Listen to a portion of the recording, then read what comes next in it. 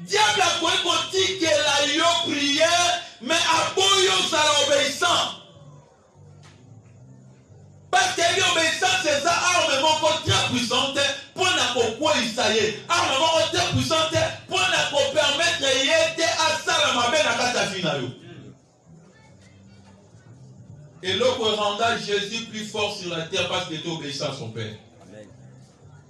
Et permettra que mon monde a côté à n'importe quoi.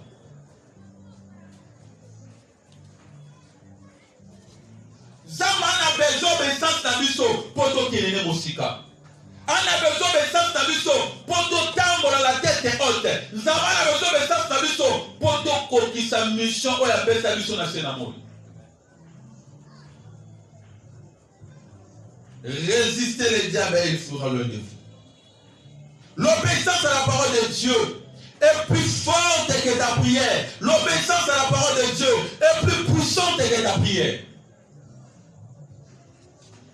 Mouta Zoto sans zambé, avec plus puissant que Mouta Zoto sans zambé. Attends, ça 5 heures du temps. Attends, ça 10 heures du temps. Mais ce qui a obéissant, Mouta Zoto sans zambé, mais obéissant, a plus puissant que lui. Dieu va prier dans la vie deux fois. Hein? Des fois, on va prier dans la vie. Pour prier mon sous-sous, et ça a l'efficacité, et ça a la puissance pour mon Dieu, mon obéissant. Il y a des chrétiens qui disent que va finir dans King. Imaginez. Azobele la combat Yesu pe, on est comment Yesu pa na ye, et ça dans la puissance. Pourquoi? Manque d'obéissance.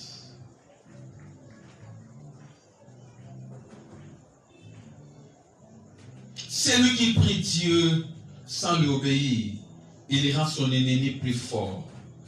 Tes prières doivent être accompagnées de l'obéissance à la parole de Dieu, afin que tu parviennes à résister l'ennemi. Bien aimés, nous sommes des esprits. Et ça m'amène. Nous sommes des esprits. Mais tu l'as dit emballage des autos.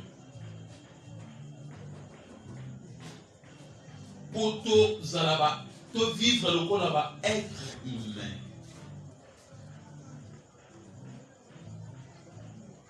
Maintenant, l'ennemi utilise notre corps pour les emballage à moutou. Pour nous faire ça comme moutou na kati mabe. 1 Corinthiens 12, 24 à 26.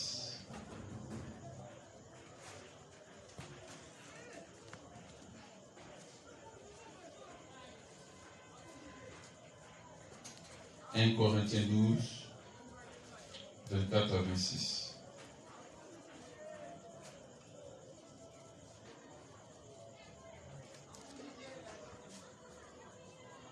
Attendez le biseau rapidement. Ce qui misu na yo sumuki, ko permettre de maboko pe sumuka. Ko permettre de péter ma kolo sumuka. Est-ce que je me fais comprendre? Donc, on permet de nous autres à Yomoko, mais on a divisé. On a sincérité dans Yomoko. Donc, pendant nous autres, on a divisé. Et tel n'était ni, et ça n'a pas été nango. Nous sommes à l'honnêteté. Alléluia. Quand ta bouche pêche, ne fais pas pécher tes yeux ou tes mains. Fais unir les membres de ton corps par l'obéissance, afin que les diables ne puissent pas dominer sur ta vie. Fais unir les membres de ton corps par l'obéissance. Mais telle union sans autre nayo et tout sans amé. Mais telle union sans autre nayo et tambola na kata obéissance. Et ça n'a pas tout bandi mais l'ensemble. Bakaba ba vina bango pas ensemble. Mais ma colonie n'a pas monté. Hein? Ma colonie n'a pas toujours ici qu'à ma belle. Missionné n'a pas été. Attends n'importe quoi. Et mon n'a pas n'importe où. Il y a une sœur, tous sur les réseaux sociaux, dit papa, non, ça me là.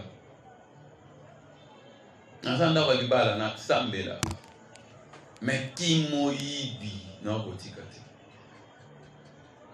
Na yiba rambonga mobali na nga. Papa na sala nini. Alléluia. Papa na sala nini. Donc moi quand mutatinde ninga demande. Et où melim nous na motema na yambi. Donc oyamba no yamba message écoute. Eh papa, qui n'a besoin de solo là na sambe la ka na zape mosali l'église.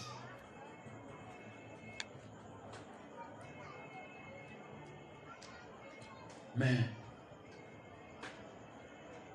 qui moyibi na kokate ko barotika mote. C'est-à-dire après ça finit panzambe. Mais ça na membre moko nzoto na yezo faire souffrir. Ba biso ki membre moko nzoto et nyoko nzoto bimesani e okapasi. Mais ceux qui membre moko nzoto eza ko honorer nzoto na yo, nzoto bimbabe kozala o honorer. Elle a appelé sa vie panzambe, mais il y a quelque chose dans la vie na ye. Na makabango panzambe te. Et Adiemeraka toujours na mabe wana. Atambolaka toujours mabe wana. Beme na lolenge wana. Tokokoka ko résister l'ennemi. Yebe kozalelo le point faible. Omo muna kombanda toujours koyaka na vie na yo po akoyisaka yo. Po bi keso kaye na likambo wana okokoka ko résister te okoya. Si nous avons besoin de résister l'ennemi, on s'ambazo sengabiso l'obéissance. Obéissance dans ma campagne so. Jacques 4:8. Approchez-vous de Dieu et il s'approchera de vous. Maintenant dit sangai. Ceux qui ont de nos bimba n'en ne peut ça même pas embêter. Au pouce na liboso na ndenge. Est-ce que je parle à quelqu'un? Reviendrez à moi et moi aussi je reviendrai à vous. Mais ce qui est tellement en sorte na yo, n'a le pesa mate pendambe. Au côté de la mongonati. Au pouce na peme na zambete. Puissant fait 4 sur le bas. Qui peut monter à la montagne? Qui peut se lever jusqu'à son lieu saint? C'est lui qui a le main innocent et le cœur pur. Celui qui ne livre pas sa bouche dans le mensonge. Okamutakaba vine pas de même monongo. Non la personne sans embêter. Hein? Ça on doit finir. Il peut dire n'importe quoi. Elle peut dire n'importe quoi dans sa bouche. Nous sommes à Pesta, il n'est pas de même à Colonae. Et quand tu as baba.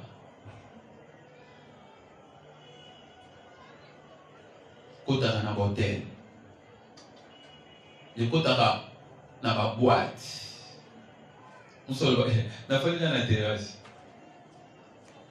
Dans la terrasse. Après matin, on est dans la terrasse. Oh. Il y a autre chose. À cause de ton identité. Après matin, on est dans. Alléluia. Ça a toujours été pendant la fête que les enfants de Dieu sont tirés. Na bisika o batu ba sepelaka les bisika ba nanza bebele ba nanza bebele ba bungaka Jusqu'à maintenant, ça peut donner n'importe quoi. Parce que ami côté ici dans le sentiment.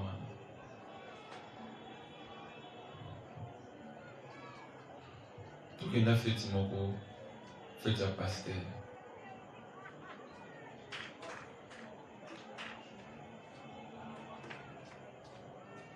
Fait comme il a mon moko. Il m'a papa fan. Soit à la banane na yep na wo obi na womba za komba to yo fandi benda wo protocole na yo ba adorateur o bambela kandamba pokoti na piste rumba yo fandi total. Alléluia. Il dit papa savait pas Nzambe. Non pas kabana na rumba ti.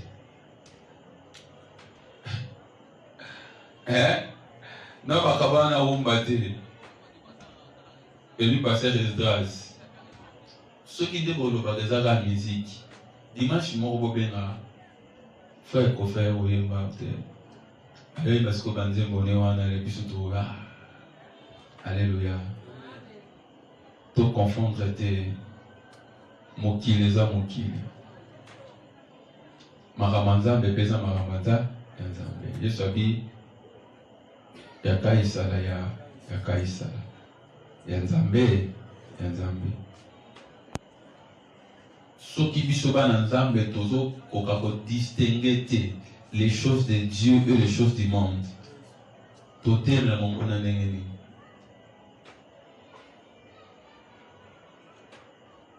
Totelemela monguna ndenge nini.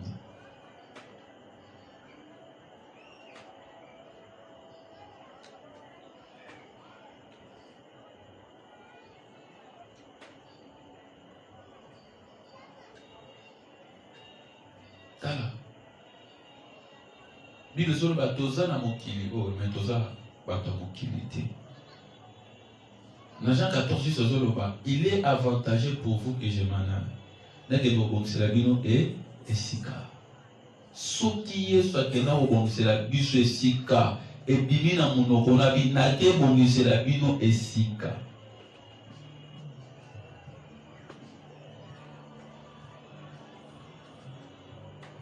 Ce que awana c'est esika na biso te. Nous sommes des passagers.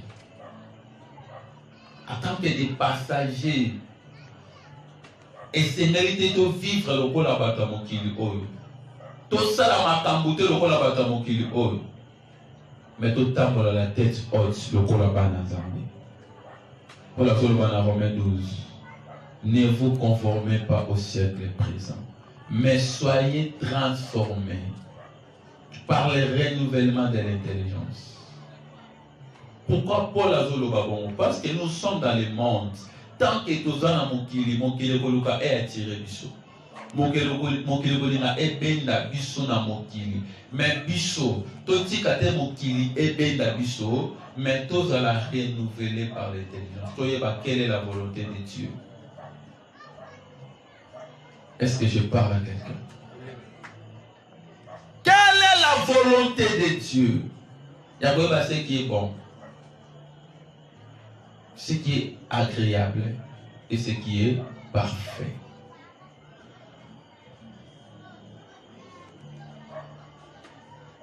Nous ne sommes pas appelés à faire ça n'importe quoi. Nous ne sommes pas appelés à faire n'importe comment.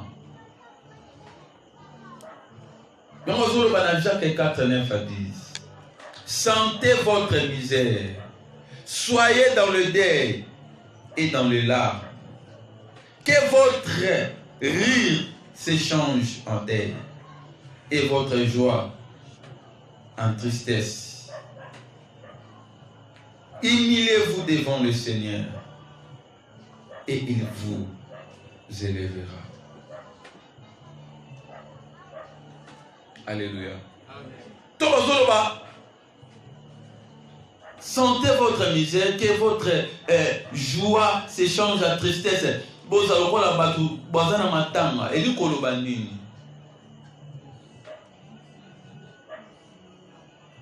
Lorsqu'on comprend que Nana Nzele ma bé, lorsqu'on comprend que Maramon, c'est les acquis au côté, cause à l'insémoté. Yoka Mawa. Peut pas humilier vous. C'est dans un peu beau, pour l'ibis. Et Nego Mikiti ici, Babi Osani, à Otobole. Alléluia. Ce qui monte tant à ça ma bé. Alors quand mawate na monte maneke na sali ma bé. Il continue na ma bé wana zo sala na monte manaye alioka kanaye le côté.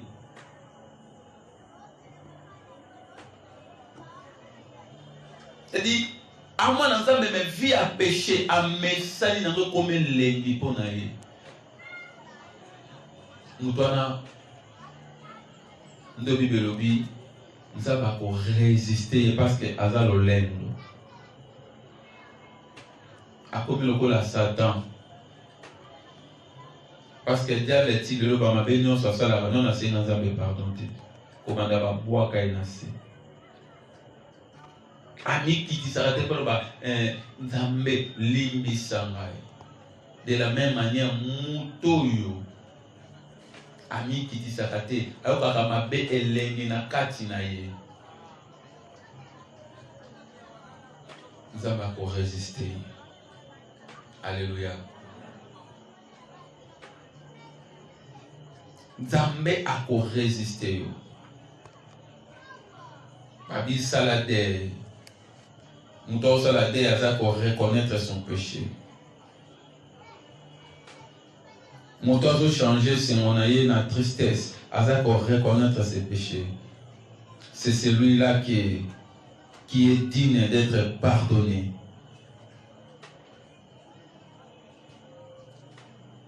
Et ce qui nous a l'ambition dans ma bé, causons de la sous ma bé wanate. Tant que bama Marie de Magdala mabanga. Il se dit bon, ah ça les sous muta bambaye. Muta tomba que les banga la demain. Le temps où il s'est dit na Marie, a dit ces femmes, moi aussi je ne te condamne pas. Kende na yo, mais ma bé où tu kosala mo le sous-souté. Aux arapos un zambé à moi. Tout démérité na ma bé. Tout fan na te na kacha ma bé. Mais tout y va pour changer. Na simi ko sala mabe mama be oto sala kato sala mo le susute mutu wana nde aza dine mena ya ko résister mon mona parce que a commis ko tambola na kati obéissance. Alléluia. Amen. Galates 4, 8 à 10 Bibelobi. Autrefois, ne connaissant pas Dieu, vous serviez des dieux qui ne le sont pas de leur nature. Mais à présent que vous avez connu Dieu, ou plutôt que vous avez été connu de Dieu, comment retournez-vous à ces faibles et pauvres rudiments auxquels de nouveau vous voulez vous asservir encore? Vous observez les jours, le mois, les temps, et aussi les années. Mais vous ne parvenez pas à observer vos vies pour vous tikate monguna à kota.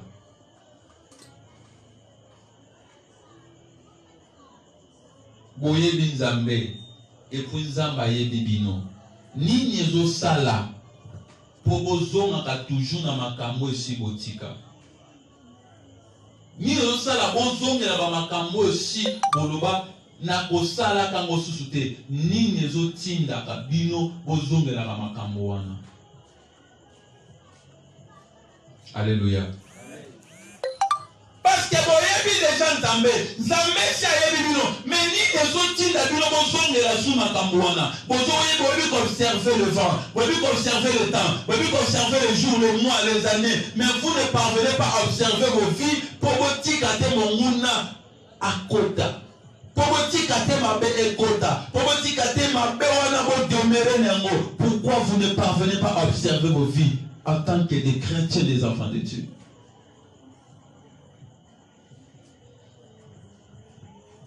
Comment on résiste l'ennemi?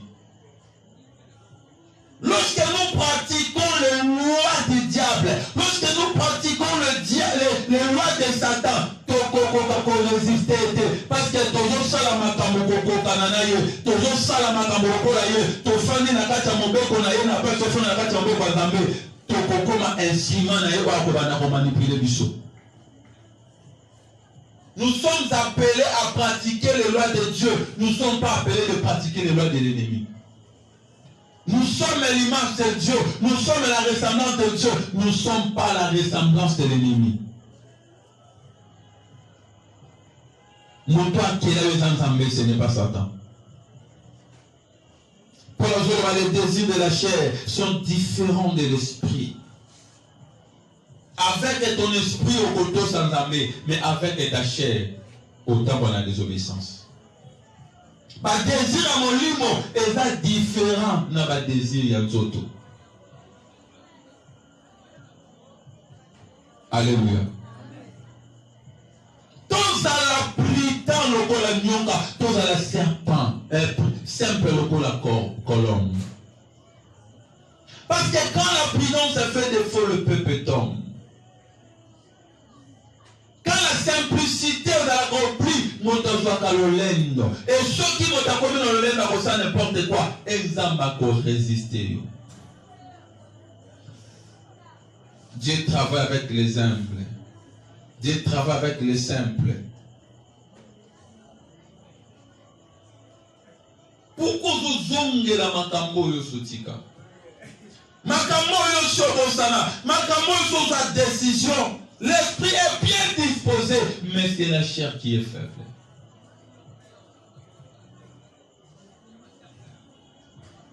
Lève-toi, c'est ton esprit.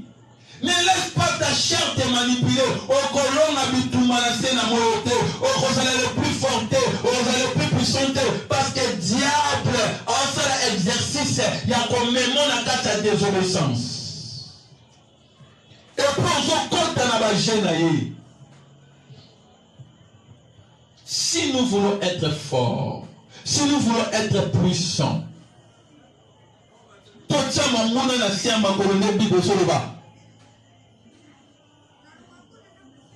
je vous ai donné le pouvoir de marcher sur les serpents, les scorpions et sur toute puissance de l'ennemi. Et rien ne pourra vous nuire. Ce que nous t'en le colo et mouillé à Satan, vous allez obéir. Prière n'a yoté, mais c'est l'obéissance.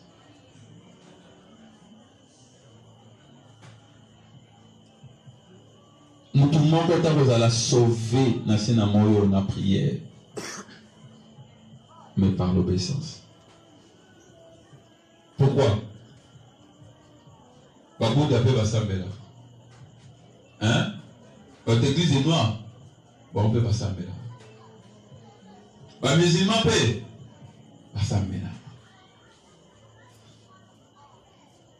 La religion nyonso. La prière basalaka.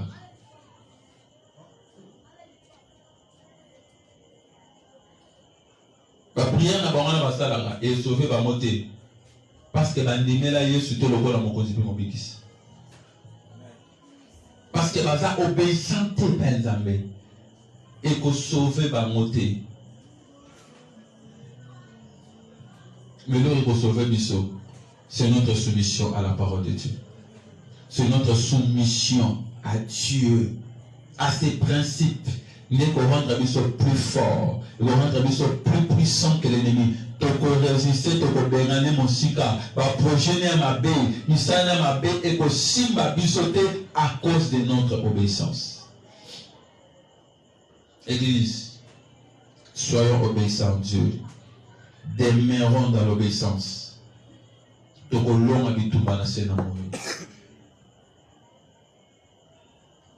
ça n'a pas été comme la rayo. Au long, on va me comme obéissant par exemple. Et puis, ça m'a monté à gêner sans obéir à Dieu. Il fait souffrir son corps.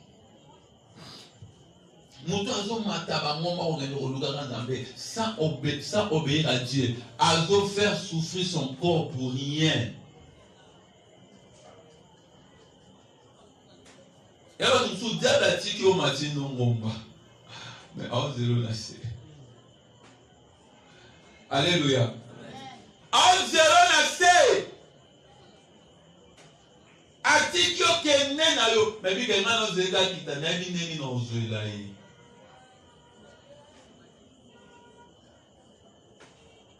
Nebi neni na ozuela yi. Nebi so vérité mon gars. Et ça n'a pas grâce une sous besoin na vie na yo. Et ça n'apporte une sous forme na vie na yo. Parce que moto a sambe la rapport na yo. Parce que mon toit déclare qu'à l'école na yo, asa mon toit attend la obéissance. Prière na ye, et ça la kelo za la béni. Prière na ye, et ça la kelo makambo simba. Et ça la kolonga makambo mususu. Parce que mon toit a sambe la rapport na yo, asa la ka obéissance di bosel zambe. Ba porte ekangama na vie nous ofungwama. Tozana qui moi il y avait une sœur. Pendant qu'elle sait qu'il y a un problème, il fallait pas doter quand même bon. Tosambeli nangomba wana le même jour. Alléluia. Tosambeli. Tosaki prier, tosaki prier na souka, tosaki déclaration. Na souka na sambeli pour lui. Quand la dame a bimé Kiti, il disait que Batou Abosana Koutou, Abosana, Bengiye, à mon numéro, mon ya étranger Bengiye. Il y a un numéro, pas beaucoup, mais dans le cas, on a tiré le $250. $250. On a pris un colo, il y a Abenga papa, prière et simbi. Et puis c'est ce gars pour na yo kado zalaga. Prière na mo simba. Exact. Alléluia. Ce gars pour na yo no zalaga no wana. Et simba te. Ce qui prière et simbi. Muto abengi yo kuto yebi ete. Obosana. Ma bengo atine habite donc $250 et yé kaka na tangwana parce que ça na mutu moko aloba ke liboso nzambe pona yo. Alléluia.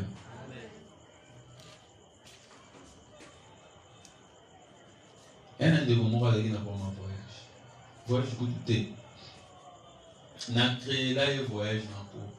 Alléluia. Nzambe fa voyager fa kende parce que makambo comme compliqué na Nzambe fa kende Nzambe bina na boye na Nzambe fa bisika voyage dimela tema na mwana Nzambe zo umisa bisinza mais c'est au voyager nyamba yende na bi ozo voyager. Donc vous allez confirmer la vie yozo voyager foké. Alléluia. Et nzamba sala ki amobon.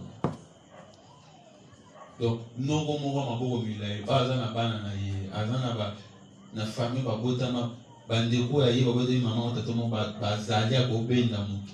Mais nzamba sena nzila na ye po ba benda ye akende. Alléluia.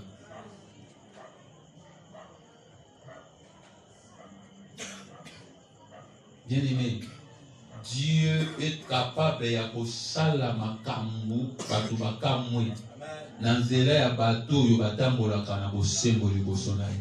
Bien-aimé, soki ozotosa Nzambe bato bakobika na nzela na yo. Soki ozotosa Nzambe okosala makambo minene na Nzambe. Soki ozotosa Nzambe okokamwisa mokili oyo. Ena bato bakobenga yo simbikisi, bato bakoloba oza n'importe qui, makambo sala, et ça normalité, mais ton obéissance, et ça le bateau musuba bika.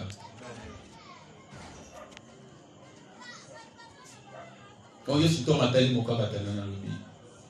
Masumu na yo elimbisami. Kabiyo za nani po limbisa masumu ya batu. Alléluia. Ateni quand na masumu nete. Tes péchés te sont pardonnés mais yo telema kende.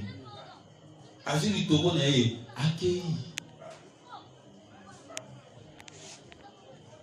Tant ma continue à temps péché aujourd'hui, à mon immense conquis, habita la fille d'Abraham, Satan a candié pendant 18 ans. Alléluia. Satan a candié pendant 18 ans. Moi, maman n'a pas connu Gumbama, mais Azala qui est fille d'Abraham. Or, seulement le but, eux a courbé pour que jamais vous allez redresser. Yesu asi maman na mwasi wana konkelonga telemi azongi tout droit.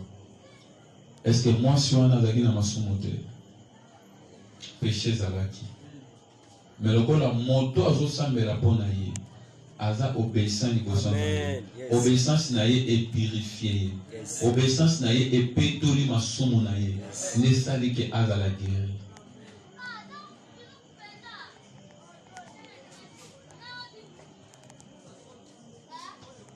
Ceux qui n'ont pas obéissant des bandes en l'air, n'ont pas obéissant à mon père à te béler. Est-ce que vous comprenez?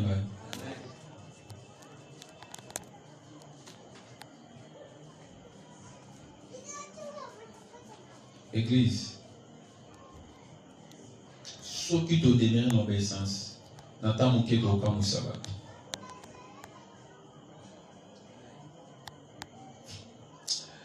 T'as là. Obéissance est refondée par la porte du psychologue de maître. Dès la dernière force à sauver. Hein? Il suffit que je prie.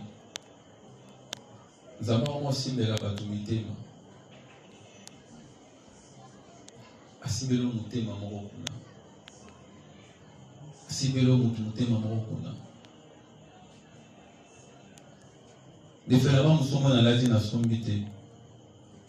Et à mon moment, je ne force plus. J'ai compris la force de l'obéissance.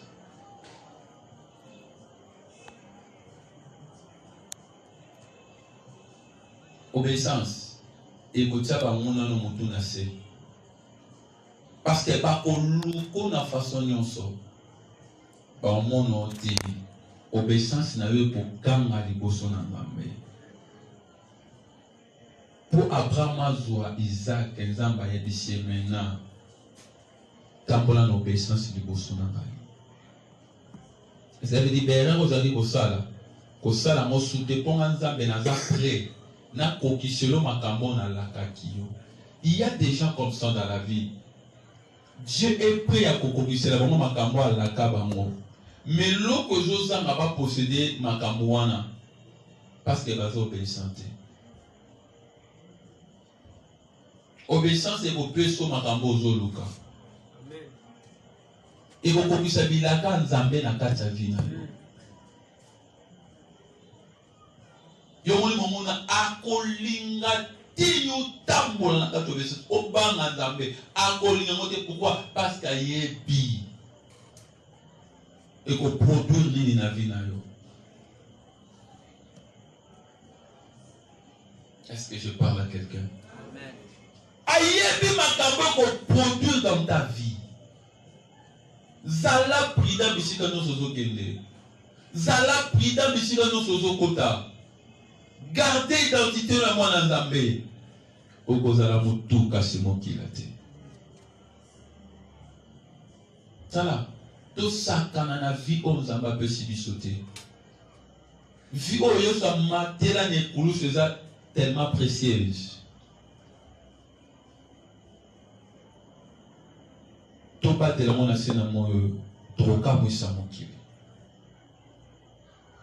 Mokili peze baka biso tozala ka nzambe tokoka mwisa mokili.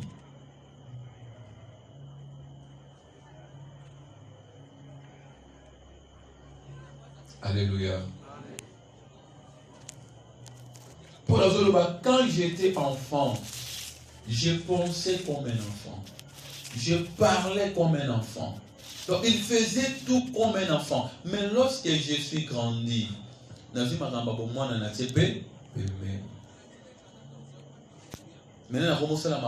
à mikolo. C'est-à-dire nazi maturité quand tu n'as pas zambé. Makambo na zako sala, non sala monsuté. Abi même ozaki makambo zaki important pour nangai. Non mon la salité. Non mon la poto. Je n'ai pas besoin ya kozonga wana na sala parce que si na vie ya sika. Le mardi prochain tu recours ta place. Alléluia.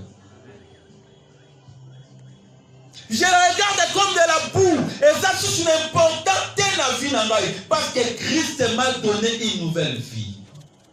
C'est plein la vie à ce que vous avez péché. Et ça, tellement mon touya. Diabazara jalou nango.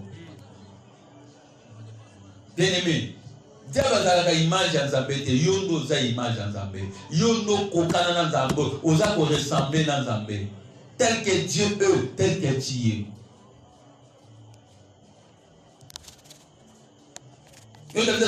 Tu nous as créé peu inférieur à l'homme. Cela veut dire, nous sommes comme des dieux.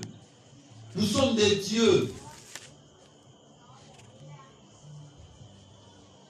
Pourquoi vous mourrez comme des hommes? Bien aimé, nous sommes différents. Parce que Jésus appelle sa vie naïe pour Nabusso. Tout temps la tête haute. Quand on a déjà autant de choses qui sont en train de Tokoloma bitumba na sena moibo.